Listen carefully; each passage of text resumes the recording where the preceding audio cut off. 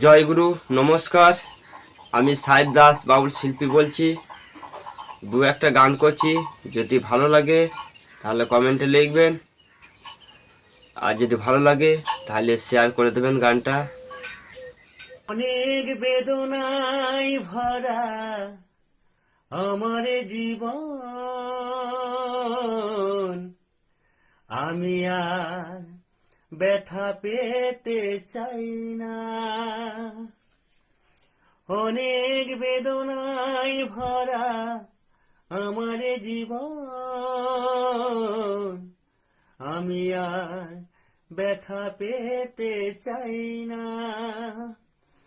অনেক পেয়েছি ব্যথা এই জীবনে,